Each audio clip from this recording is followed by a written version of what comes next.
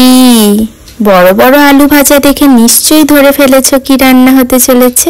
হ্যাঁ, ঠিকই ধরেছো, মাটন রান্না হতে চলেছে। তো হ্যালো এভরিওয়ান, সবাই কেমন আছো? আমি খুব ভালো আছি। Welcome to Anita's diary. প্রথমে মাটন রান্নার জন্য কড়াটা গরম করে নিয়েছিলাম এবং তাতে দিয়ে দিয়েছিলাম সরষের তেল।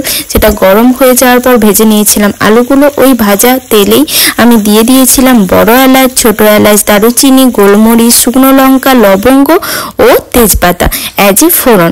এগুলো ভাজা হয়ে যাওয়ার পর তাতে দিয়ে দিয়েছিলাম পেঁয়াজ কুচি। পেঁয়াজটা একটু বেশি কোয়ান্টিটিতে নেবে। তারপর সেটা যখন অলমোস্ট লাল লাল করে ভাজা হয়ে গিয়েছিল তাতে দিয়ে দিয়েছিলাম আদা রসুনের পেস্ট।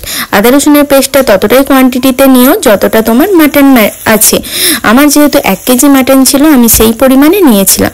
এগুলো যখন খুব ভালো করে ভাজা ভাজা হয়ে গিয়েছিল তাতে দিয়ে দিয়েছিলাম ধনে আর জিরের আর লঙ্কার একটা পেস্ট। এখানে ধনের পরিমাণ অনেকটা বেশি কোয়ান্টিটিতে নিতে হবে অ্যাজ কম্পেয়ার টু জিরে। তো আমি এখানে ধরো 3 ভাগের মধ্যে অলমোস্ট 2.5 ভাগ নিয়েছিলাম ধনে, হাফ ভাগ নিয়েছিলাম জিরে। তো এগুলো ভালো করে কষানোর পর তাতে দিয়ে দিয়েছিলাম হলুদ গুঁড়ি, নুন, পরিমাণ মতো চিনি। এগুলো করার পর আমি ভালো করে মশলাটাকে কষাচ্ছিলাম যতক্ষণ না পর্যন্ত মশলা থেকে কাঁচা গন্ধটা চলে যাচ্ছে এবং মশলাটা খুব ভালোভাবে তেল মশলা থেকে বেরোচ্ছে। অ্যাকচুয়ালি মশলাটা আমরা যত ভালো করে কষাবো তত ভালো রান্না থেকে টেস্টটা বেরোবে।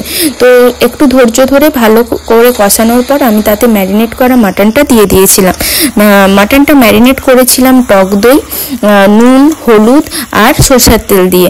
আধ ঘন্টার মতো ম্যারিনেট করে রেখেছিলাম। মাটন রান্নাতে মাস্ট ইউজ করতে হবে যেটা হলো টক দই। হ্যাঁ, টক দইটা মাস্ট ইউজ করতেই হবে। তারপরে এটা ভালো করে আমি কষাচ্ছিলাম, অলমোস্ট আধ ঘন্টা ধরে কষিয়েছি। যত ভালো করে আমি মাটনটা কষাবো তত টেস্টটা ভালো এনহ্যান্স হবে। তো আমি সেইভাবে অনেকটা টাইম ধরে কষিয়েছিলাম, আধ ঘন্টার মতো। তারপর তাতে দিয়ে দিয়েছিলাম আলুটা দেওয়ার পরও আরও 10 মিনিট কষিয়েছি। কষানোর পর জাস্ট অলমোস্ট 50 থেকে 60% যখন হয়ে আসছে 50%, তারপর আমি ওটা প্রেসারে দিয়ে দিয়েছিলাম। প্রেসারে আমি 3টে সিটি দিয়েছি। এতে মাটনটা একদম গলেও যায়নি, ঠিকঠাকভাবে কুক হয়েছিল। তারপরে এরকম দিয়ে দিয়েছিলাম গরম মশলা গুঁড়ি এবং তারপরে টেস্ট তৈরি হয়ে গিয়েছিল লাল লাল ঝাল ঝাল টেস্টি মাটন। তো সবাই ট্রাই করো এবং জানিও কেমন হয়েছে। বাই।